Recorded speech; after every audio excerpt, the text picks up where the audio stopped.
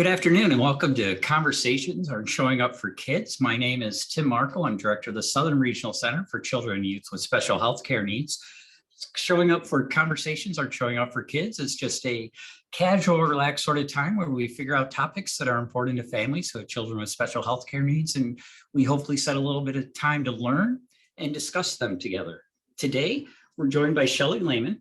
Shelley is with Wisconsin's Transition Improvement Grant, and she's going to talk to us about the Beyond Age 18 guidance. So Shelley, what I used to know as the 18 to 21 program or post-high school while in high school or all sorts of different things. So now it's called Beyond 18. And I've got to say, this is really interesting to me because I'm part of the generation growing up that it was, preschool, kindergarten, 1 through 8, 9 through 12, and you're done.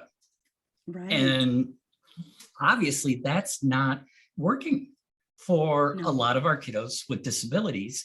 We know that they're on their own time frames. They're not on this train that just keeps going toward graduation and towards senior year. And so the fact that they have an option to not just get railroaded on that train, I think is fantastic. So I'm really looking forward to learning more about the Beyond 18 program. Well, programming, because it's not a program. Right. So I'm really, thank you, Tim. I'm so glad that you brought that up and kind of led in that way, because we really have been trying to be intentional in what we're using for our wording with this. And I catch myself too, going back and saying 18 to 21, and it is looking at that time frame. But there are a couple things that were coming up for us as we created this guidance. And we wanted to try and shift some mindset with a couple things that we were seeing, done differently across the state. So we put some thought into that. So I'm going to go into that title, but thank you so much for hopping on with us today. If you have any questions at any time, feel free to just unmute yourself and pause me and ask a question or drop it in the chat, whatever you're most comfortable with. I will be more than happy to watch that chat for you, Shelley, and I'll let you know if we have anything. So you can concentrate on presenting and I'll concentrate on watching the chat. Thank you. Thank you. And we really do appreciate the feedback, because this is kind of a growing, evolving document. And, it's been so helpful to just hear like what's working, what's going on in your area, what do we need yet in the guidance. So, my name again is Shelley Lehman. I am a TIG coordinator in the northern part of the state. I'm zooming in with you from Rhinelander. So thanks for coming here today. So how this all kind of came about and developed is TIG and DPI were getting a lot of questions. Really the questions kind of went along the line of, do you have an example of an 18 to 21 program, or a template, or what should it look like? And then as we were really looking, there really wasn't a guidance per se around any of this, or not much of anything. And then as we started kind of looking around the state, we really realized that districts were doing it quite differently in different pockets. And we started kind of talking about, how could we create something that would help foster conversations, but not give a canned program per se to a district to use for each student, because we really realize that that doesn't work, that each student has their very own individualized transition process. And so that's kind of where the wording or our debate about the wording came in, because people were saying 18 to 21. And a lot of things that we were hearing from the field, from districts and outside agencies, is just not really understanding kind of how that was set up, how state and federal regulations were set up. We don't want people to think that students go into an 18 to 21 program and they're there to stay right until 21, all day, every day, kind of in the confines of a traditional school setting. We really wanted people to understand that students are able to stay until 21 if they need to, but it really needs to be an IEP team decision. And that IEP team itself changes and evolves as students go through school. And, you need to make sure that you have different voices on the team, especially as students prepare to graduate, and that it's a decision made individually. Some students may need maybe a semester past their 4-year cohort that they were with when they graduated, or maybe they need more. So it's just, we didn't want to put out something that was a program that was a one size fits all. So we were trying to stress it's different. So we landed on beyond 18. But Shelley, can I just ask a question based on what Sure. you had just said? I'm interested. Do you have any recommendations on like when IEP teams should start that conversation? Because the IEP teams, of course, mean the family, hopefully the teen, and then also the school personnel. When that team should start thinking about or talking about the possibility of extending that high school years? Sure. Well, our hope really with this whole guidance and the beyond 18 is that the conversations will start earlier than they typically do. Often conversations don't start until students are turning 18 or their senior year, and it really needs to start sooner. I think that, starting for sure in middle school, but all throughout high school as the team meets. And I personally feel as students get closer to that exiting, the team can come together and meet more frequently. It doesn't always have to be an IEP team, meeting, a formal meeting. When I was teaching and in the beyond 18 world, I used to have meetings with my students, their families, and everybody, all the outside agencies once a month. And I just called them transition meetings because there was always changing. So, I don't think teams have to decide until that senior year for sure what they're going to be doing, because so much can change with a student and an outside agency. But I do think the conversations for sure need to be started at least when they're in as a freshman, so that families know what the process is going to look like. And then also that helps alleviate some fear and for families to know that the schools are there to help support them through that transition process. So I hope that answers the question a little bit. And so the whole guidance is really designed to help create an individual, meaningful transition plan for each student. No student has the same plan, the same schedule. They may perhaps have some similar things as other students, or maybe they go to similar community events that they have similar interest in, but really each student is going to have a very different plan. And it's really, for any student that stays beyond that 4-year cohort of their peers. So what we included in the guide was really some statements and just a little bit in the beginning about what the state and federal special education guidance and regulations are, just talking about that students have the right to a free and appropriate public education, that they can stay till 21, but it needs to be meaningful in an IEP team decision. So the other thing that we added in that's been helpful for schools and IEP teams, especially as they are in high school, is just some conversation starters. They're just kind of some little things to think about and reflect on in the IEP, to help think about what a student's meaningful transition plan and day will look like. So that might help shift a little bit from the traditional IEP that perhaps they were really focused around the academics or their goals were a little bit different. It helps shift a little bit towards that end transition plan. We have pieces within the guidance that really highlight different pieces of the IEP and the PTP. That's that post-secondary transition plan. The two of them really speak and work together and should mirror each other. But we really highlight certain pieces of each that teams should really look at, reflect on, and that kind of helps drive the transition planning. We have Shelley, some, with that, yeah, does that go back to what you were talking about before, that you don't need to convene an entire IEP team to work on your transition goals? Is you can have your transition goals within the PTP that can have a smaller group that's working on those. You don't need to right. have the whole IEP team to be able to further some of those goals. Right, exactly. And there may be times that I think it's just important because are as students are getting ready to exit school, there's more outside agency and supports coming into place. Kind of thinking of it as passing of the baton gradually off.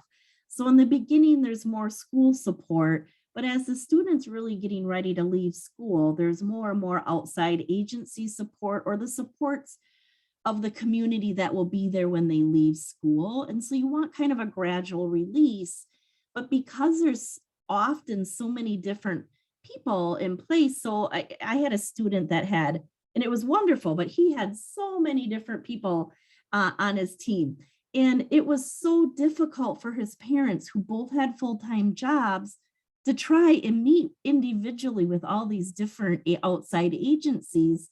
And they each kind of have a little bit different requirement. Like some agencies, they need to actually physically see the student once a month, or they may need a parent signature, or, they're all a little bit different. So that's kind of how we came about saying, so it kind of evolved out of this one particular student I'm talking about. I said to the family, like, this is crazy. You can't keep pausing your work and to navigate all these different people. Give me 1 or 2 days a week, or 2 times out of a month, that we could set up a meeting. And so we ended up on, it was like the third Friday of every month, we had a transition meeting, and the school provided a room for them. And so all the agencies or anybody working with the student, we just came and kind of did updates. What's going well, what wasn't, do we need to adjust anything? And of course, if it got to the point where something was really changing in their IEP, like programming and time, we would then convene an IEP for sure. But a lot of times it was just, we needed to just kind of touch base, see how things are going. Are there any voices missing from the team? And sometimes outside agencies would just need some time and a place to talk to the student and parent. And I wouldn't even be involved. I could leave, just at least supply them a room and a space where they could have that conversation. And it was a huge relief to the family, because then they knew they just had that one time a month that they could touch base with all of them. And they didn't have to keep taking off work and trying to navigate that, because it's a lot. Ellie, as a parent, I cannot thank you enough for thinking about that, because years ago, I was talking with parents who would, not even years ago, but just still, who are just Sure. like, okay, so I go to this meeting and I tell them about my kid, and we talk about my kid, and then I go to the next meeting and I talk about my kid and I share the same information. And then this meeting, I share the same information. I'm filling out a different form, but it's the Right. same information on the form. And so the thought was, why can't we have, if everybody's interested in the central piece, which is the family and the child, let's have Mhm. them come to that family and child so that everybody gets their needs met, and this person doesn't have to go to 5 different places. So I really Exactly. like that model. Yeah, you're welcome. Yeah, I really try to share that a lot, just because that is very hard for families to navigate. Um, and hopefully you do have a lot of people. And so we do have some different samples of resource mapping, just kind of taking a look at your community, what's offered, um, you know, kind of for teams to think about, who are we missing? What voices are we missing at the table that we need to bring in at this point? I do have some sample student schedules within the guidance that are actually for real students that I had in some programming, of course, names and all of that taken off, but it just gives a little bit of a snippet to show 4 very different schedules and how no schedule is really the same. And then in those schedules, I have layered in kind of what the school is supporting, what are outside agencies or community members supporting. And it will show that, like, for example, a couple students didn't even really come to school or have anything to do with school a couple days because they had other things going on. And So we just have some examples of kind of highlighting what it can look like, and then also gives a little bit of a highlight of what braiding services can look like. We have different templates for teams to lay out goals and plans. It's a messy process to try and bring it all together. It does come together, but we do have some templates teams can use if they want something to help get their thoughts going. And then we just have some additional resources. There's so much out there. Any questions thus far? Or? No, okay. So the state and federal regulations, we just talk a little bit in the beginning about that the student will, they can stay until 21, or they reach that maximum age, or they earn the high school diploma, just what the school is accountable for. This is a piece that I like to also, we've been finding that's been helpful with outside agencies, because sometimes they're just not really aware of what the school's responsible for. So it can be a good conversation piece. We really stress that the programming's individualized in a least restrictive environment. And we're really stressing that this individualized programming doesn't mean they're still within the school doing what a traditional school day may look like for high school. They need to be thinking about where are the same age peers learning, working, and living. Now, it doesn't mean they may not be there, and it all again depends on the student, because there may be some students that are going in that beyond 18. Maybe they still have some high school credits to pick up on they're working on, and that's fine. Or maybe there's a high school class that pertains to one of their goals in their IEP or on their PTP that they're working towards. But I guess we're just trying to say overall, their day is going to look very different, and it should be more in a community setting. And then just really stressing the collaboration piece with the outside agencies. We did also then kind of take the policy part and put it in a really cut and dry should and should not graph. And we found that directors of schools, this is the piece they like the most, because it's pretty frank. It tells you it should be this and should not be this. So, and we really kind of wanted to spell it out, because we just, not that districts were doing things wrong. There just really wasn't any guidance. And we were seeing things so vastly different between districts that we wanted to rein it in a little bit and just say, these are some guidelines to think about. Some people were thinking that, that it's maybe just for like ID students or students with autism. Really it's open to anyone with an IEP that would need those supports. So then we're saying it's not based on a disability program or category. It's an IEP team decision, not decided by an application process if they get accepted or not. It's an IEP team decision. And just really making sure that you're using the IEP and PTP as the foundation for building that plan. And again, spelling out, it's not an extra traditional school day, although there may, like I said, there may be students that have to pick up credits. So maybe a student's, at school for those classes and then out. And really just that community, we're really driving home that it needs to be community-based and meaningful to the student. And then this is just an extension of that chart. Didn't quite all, we wanted to really make it pop.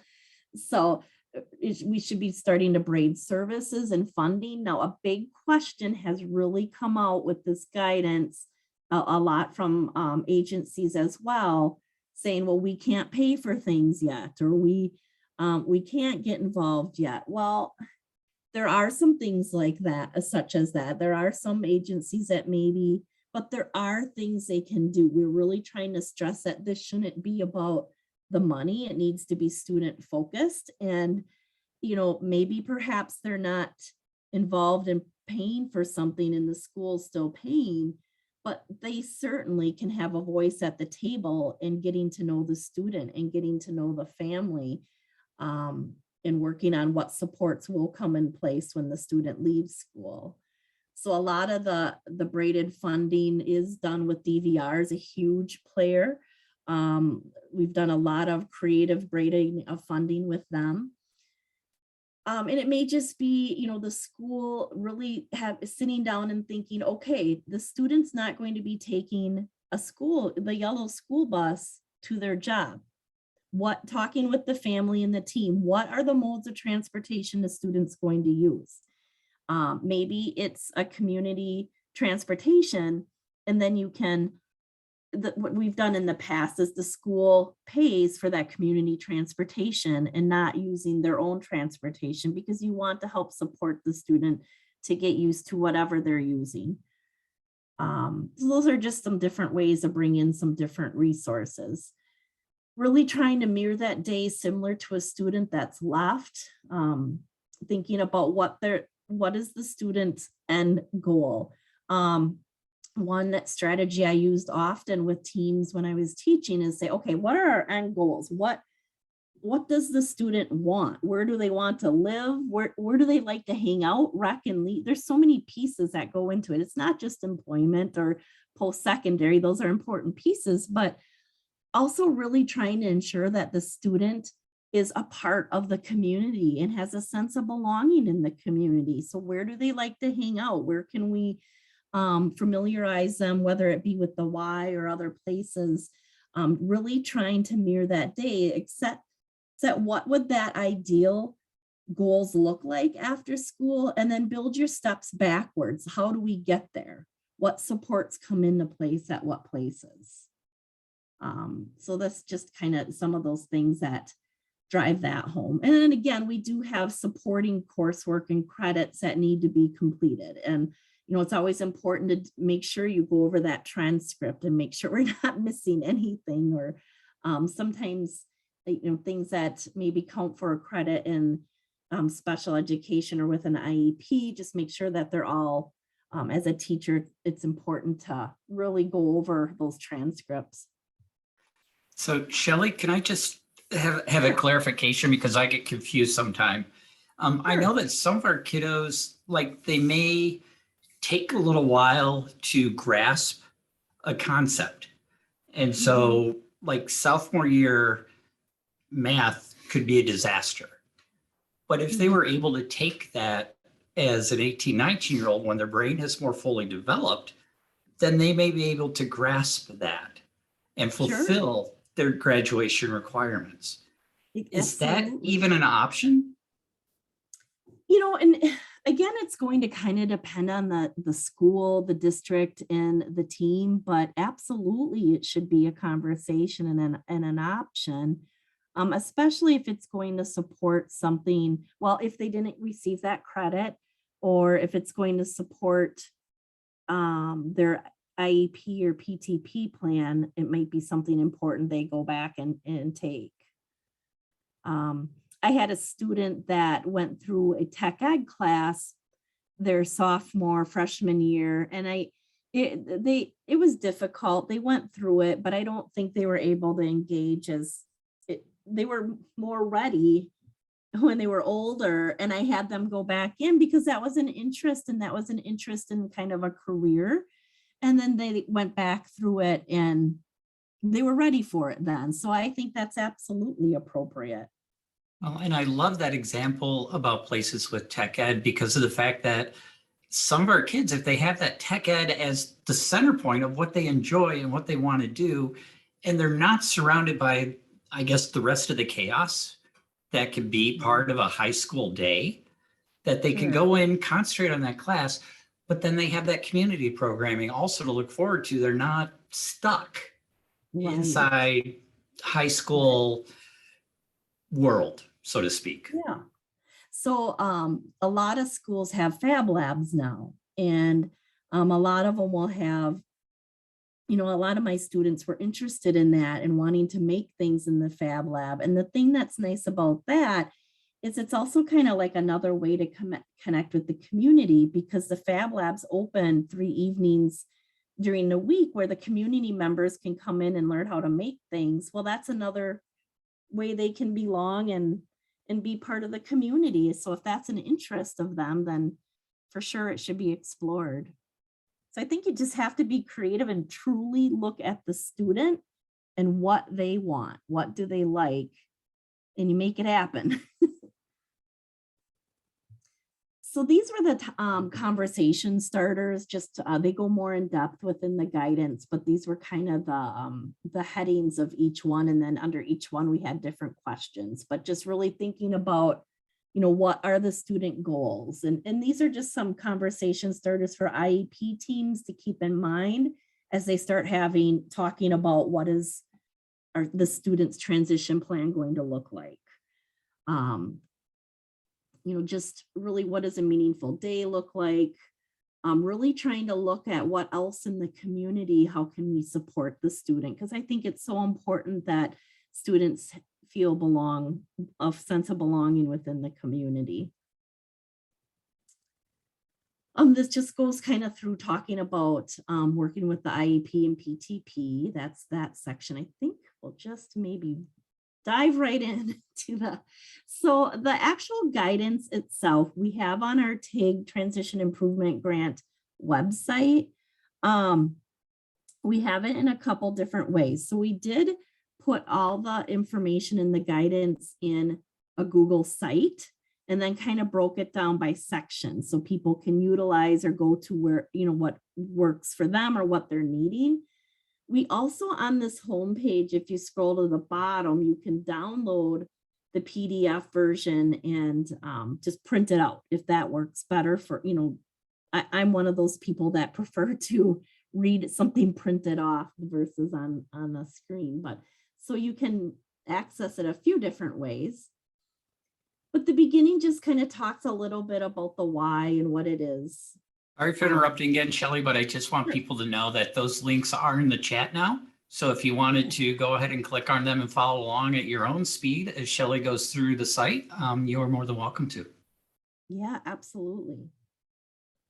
So we have a little getting started, just kind of talking about what's in the guide, which we went over. This is the state and federal requirement piece. We just really spelled it out kind of what that looks like. And that's where the all important, in my mind, the all important should be and shouldn't be is, because I love the fact that you have put down so that administrators and personnel and families can all be on the same page about what should be included, what could be included, and what it shouldn't look like. So taking classes to fulfill a requirement are fine. Taking classes because we don't know what else to do with the child is not fine. There's a difference. Yep, it should not just be in. So then here's the chart that everyone likes. Yeah, it should not just be like this is the piece, a repeat of coursework already completed.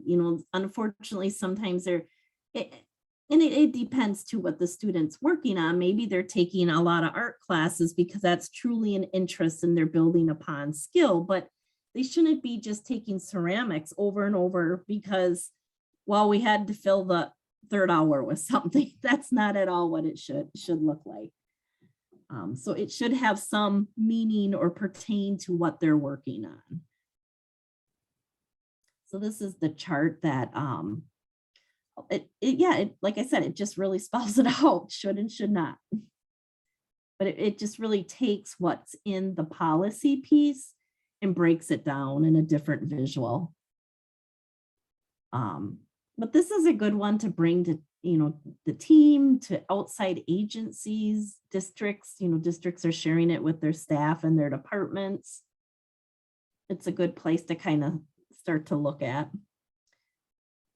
Then we have the conversation starters, and this is what they look like. So they're the headings that I shared with you, and then underneath each one, just kind of some reflective questions, things that you can help kind of get in that mindset of building up some programming for the student. Really looking at asking these questions. What are the students' skills and interests? What are their fears? What are their hopes and dreams?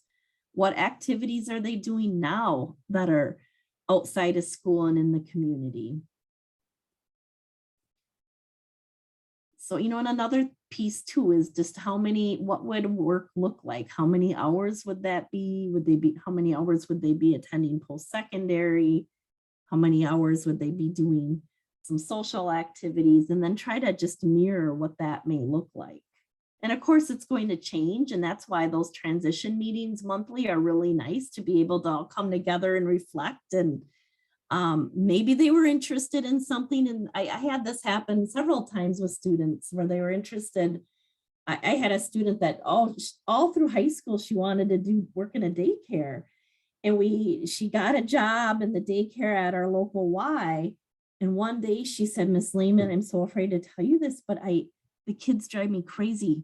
And I said, honey, it's okay. That's at least, right? Now we know that this maybe we don't want to go this route. So it's still successful in that way. Oh my gosh. And Shelley, that just goes back to one of the reminders that our kids are kids first. Right. And then they're kids who happen to have a disability or a special health care need, because that story, that's not just for kids with IEPs. That happens all the time with 18, 19, 20, 21, 22, 35-year-olds. Right. I have the same conversation with my son that's a senior. I keep saying, your plan is not in cement. It's going to change, and it's okay. You evolve and grow different ways. So, but those are just kind of some, especially for teams, if maybe they're kind of stuck or just kind of trying to figure out what direction to go, just some things to kind of look through, to reflect on, might help jog some thoughts in that conversation. This is the piece really about transportation and thinking about, really think about how that student is going to get around their community, and really try to use that if you can. The individualized, this is the piece where we really have the team look at the IEP and PTP. And I'm not trying to say that there's parts of the IEP or PTP that are not important, but these are the pieces that we highlighted as absolutely teams need to be reflecting on. I think sometimes this disability related need is forgotten about sometimes in IEPs. Because really this is going to drive a lot of the goals. And these are going to also need to be reflected on, because they may change as a student gets closer to exiting school. But and of course, Shelley, that I'm going to plug in here that those disability related needs also include transitioning to healthcare. Is that absolutely. A lot of kids' healthcare is going to change when they turn 18. The who makes the medical decisions, who does the doctor talk to, what insurance is being covered. And we don't do any good service to our children if we don't help them plan for that. And the IEP is a beautiful place to be able to plan for some of those healthcare transition goals as well, under the disability related needs. Right. And that's a piece that we are hoping to add more in actually this summer as I work on this document, because I think that's a piece that we're missing more resource on in voice. Yeah, I think I have that meeting set for you. So yes. I'm looking for that meeting. That's right. So just let me know. Okay, great. Make another little note here. But then in each of these, we just really kind of highlight the importance within each. Again, kind of some reflection things. I mean, the family is absolutely critical, or the family that's supporting the students. So, and it's always so hard for teachers. I think it was so hard when students left, not only because you get so close to them, but because you get so close to the families and you're meeting more often, and you just, when they go, that's always was the hardest piece for me, but it's important to have that close relationship. And I imagine this is also about the time where you start to learn whose family is not the most supported family. And sure. What are the supports that this child who, maybe their family just doesn't get it and thinks that 18, everybody should be perfect and an adult, and they're not moving out of the house at 18 years and one day. I don't understand why. And so this is also the opportunity to gauge what other support could the student possibly need if they do not have their family in the corner, because unfortunately, not all of our Sure. kids' families are in the corner with them. And sometimes it might be, I had a student that had a really strong community member that made a big impact and supported him in a lot of different ways. So, I say family is very important, but it can encompass a lot of different types of people that are supporting that student. So to really kind of think about who else is connecting. So I won't go through each one, but just it really, and you can certainly look at it if you get to something that you have a question on, or that you think that we could add something different in, please reach out. I want to hear that. But these are the pieces of the IEP PTP. And then we really get into the partnership resource mapping. And there's kind of three critical things that the resource mapping will do. It will kind of identify the resources that are available, which sometimes CCOTs, so your county communities on transition, sometimes your county groups will have already, they've done some resource mapping in the last few years, but just really to think about what is in our community and available. Second, it will start to generate some conversation of maybe there's some outside agencies that you haven't connected with, but you really foresee that they will be a support to the student when they leave. And then at what stage, thirdly, in the transition process, at what point do these people come in? When do you start engaging, or when can they so then you map all that out. And then what we put below, and this is not an end all be all at all, but just different things to look through and think like, oh yeah, I forgot about that. A paraprofessional is playing an extremely important role, and sometimes they are the big influence in a student's life. So there may be someone that the student has a really strong relationship with and knows well that it's important to have their voice at the table. But this just kind of lists some people that are within school, outside agencies, and community. And I'm sure we're missing so many. And if there's one that I'm missing that it's not on there and you think of that, let me know, please. We'll add them in. But this is just to kind of give teams a little bit of thinking about, okay, who else can we ask to sit on this team right now? And then there's some blank templates to map that out if that's would work for the team. And we added in some community mapping resources. So NTEX, the national group that we pull a lot from. This asset mapping, TIG did some work with that with the CCOTs this last year. So some of the CCOTs do have their community maps done. But they're just some different templates that you can use or bring to the team. These are the student schedules. So the student A through D, what we did with them is we kind of just gave a quick statement, a little bit about what the students' kind of big goals were, who the team members were for that student. And then we did a kind of a color key to show who was supporting what and when. So this is kind of what the students' schedule looked like. So you can see on Mondays, they weren't really doing anything that the school was supporting. This is the student I made a reference. They had a very strong mentor in their life that did some things with them, and they were part of a horseback riding and did some things out in the community on Mondays. So then those were important pieces for that student to keep into place. They were also doing some post-secondary work at our tech school in a program called Jumpstart. But then it just kind of also shows the transportation.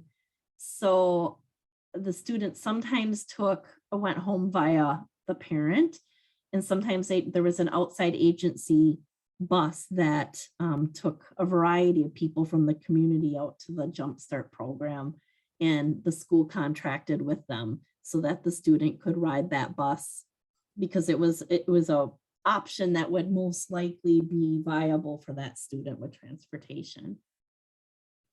But so all four of them just kind of show a little bit different. We also had the in red is DVR. So we transported a student and got them to a job placement, but DVR provided the job coaching.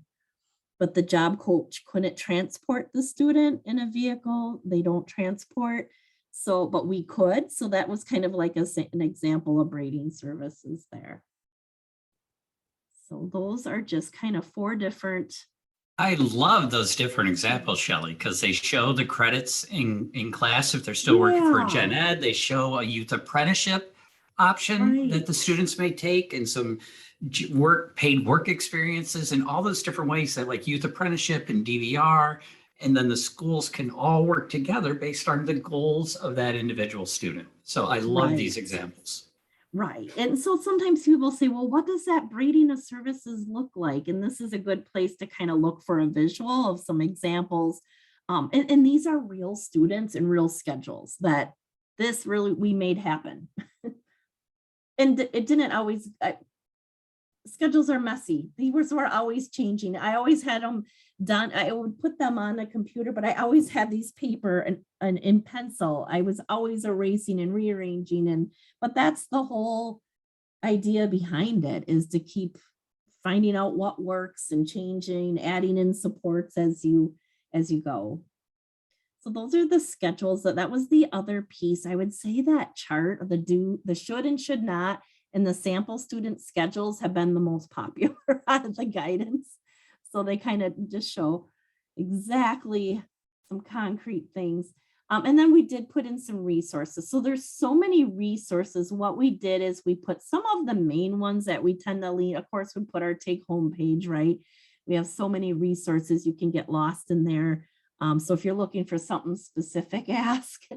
But then what we did is we created a Padlet, Beyond 18 guidance Padlet. Now this is something that we can change up. So there's different headings and then different things that perhaps may be a resource or something that would help within there. And this is so this resource is changing. I take things down as they maybe no longer exist or apply. And as I hear more things, I add to it. So certainly take a peek through it. We're trying not to endorse any specific curriculum or thing that way. So I know that's an ask sometimes by teachers. Sometimes I'll put specific free things like virtual. There's a lot of really nice virtual job shadowing, especially during COVID. That was really nice to be able to at least still do some work that way. So I'll sometimes put like some free online things, but we won't endorse necessarily a curriculum that a district would have to pay for. So I know sometimes that's an ask, but these are free lesson plans. So anything that we put on here is free. Okay, and I know, yeah, exactly, Shelley. I know that now you guys have sat here and you listen and you follow along on your own computers at times, and we've thrown some things in chat, and now's your time. You got Shelley here who knows this stuff. This is her jam. And so if you have any questions, now would be a great time to go ahead, and you can either put them in the chat or feel free to unmute. And I should be able to recognize that and be able to ask Shelley some questions that you might have. Katie. I'm going to also just put in the chat my email and phone number. If at night tonight you can't sleep and you're just thinking over this guidance and something comes to you, get a hold of me. And Shelley, I forgot to ask beforehand. And Katie, I know you got a question, and darn it all, I'm sorry. Can you send me the PowerPoint? Can I share that PowerPoint with people? Yep, absolutely. Okay, thanks. Katie? Yeah, this is all so awesome. Thank you so much. And I knew this was out here, but this is just the first time that I've been walking through this. So so I'm not an educator. I work at the ADRC. And so what I guess I would love some tips or feedback is, how do I get families how do I get them more empowered to ask those questions? So I'm hearing things like, well, I'm not eligible, and I'm hearing the shouldn'ts more than I'm hearing the shoulds, and I'm walking a fine line, but I'm also a Mhm. mom of 2 kids with disabilities. So I'm, I got a little bit more fire in my belly than some. Sure. I really think that, so if you're at an ADRC for sure, if it, I think it's, if you're the schools in your county, should email this document out and just say, I was on a training, or I just heard about this, wanted to share, but feel free to share it with families as well. And there may be, I guess, depending on what you're hearing from the family, you could definitely pull pieces of this out, but I would share the whole guidance with them, but you could definitely lead them the specific pieces depending on what feedback they're saying to you. If they're saying, oh, we can't do any beyond 18 because they have an application and I don't think they'll get accepted. Well, then you can pull this up and say, no, that's not how that goes. I think what I hear the most is just that they just have really no clue about it even being an option. And I don't usually push too hard, but if they are saying, yeah, I'm leaving and I don't know what they're going to do when they leave. And there hasn't really, it sounds like there really hasn't been a whole lot of discussion. That's where I get a little bit, oh, okay. I love this blue book, the transitioning programming, because I think this has some good things that I could pull out just to provide, because Sure. it's information overload for parents. I mean, I don't get them till 17 and a half. So they're already like, they have 6 months to do 800 things. I Um, know. but And the biggest, that's why we're trying to say these conversations need to start sooner. And maybe you pull out the team conversation starters and say, take this back to your IEP team, or um, to share some of that. It's the biggest thing that it's kind of a fine line, because the hope is, and Alicia, if she were here from DPI, this is what she would say. They really truly hope that students overall are still graduating with their peers in their 4-year cohort. But we know that a lot of students just need some supports, and it may be just a semester or a year out. We don't know. Um, we also don't want families to think that the school has to keep our student until 21, because that's not the case or necessarily healthy either. Maybe that's not what the student wants. So, all those things have to be taken into consideration and be really discussed thoroughly at the IEP. And so what I would ask, a big thing that if I have a family or come across that, I'll say, maybe you have the right to call another IEP team and bring all these members, make sure that you have the right voices there. So that would be a place to start for sure. Especially if they had it and they were talking about exiting and they're not so sure when they come to you, I would encourage them to have another meeting and have these discussions.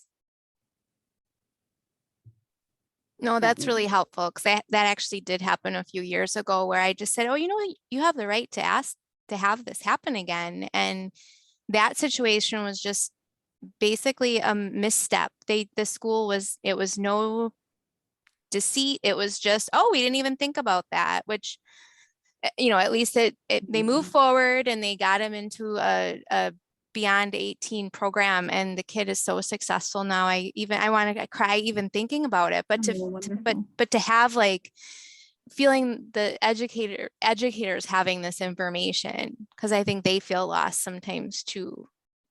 They do, and I don't, we've been trying to share it out all around. That's why I say, I wouldn't hesitate sharing it with your districts and just say, hey, I came across this and wanted to share it out, just because they've been really appreciative. There really hasn't been a lot of guideline on any of this process. So keep sharing it. Thank Other you. questions that may be out there? Thanks for making this interactive, Katie. Yes, thank you. ADRC is such an important resource, so thank you for Yes. your work. All Any right. other questions that I missed in the chat by chance? I didn't. No, I spam the chat as usual with all Okay. sorts of the URLs that people can link to. I just did throw in a quick feedback so that we could continue to improve. Conversations aren't showing up for kids. So if you can click that into another link and take 2 minutes after we sign off, that would be fantastic. We would appreciate that. Especially appreciate it as I went back in this morning and actually updated it to include this session. So you're welcome. Other than that, without any final questions, Shelley, I just really want to say thank you. I think this is such an important document moving forward for our kiddos that again, we have so many kids that they may just need another year of supports, or they just may need another semester to complete their general ed and get that high school diploma. And, other kids, they really need to learn more about their community before they jump into it. And this gives them the opportunity to learn about that community. So I just really appreciate this document, and I appreciate your time. Thank you so much. And hopefully we'll see everybody again on another conversation. Reach out with any questions or thoughts and improvements. We'd love to hear from you. Thank you. Absolutely. And thanks for putting your information in the chat. I'll be sure to add that to the resource sheet. You're welcome. I'll email you the PowerPoint and just some links. Thank you. Have a great afternoon, everyone. Thanks.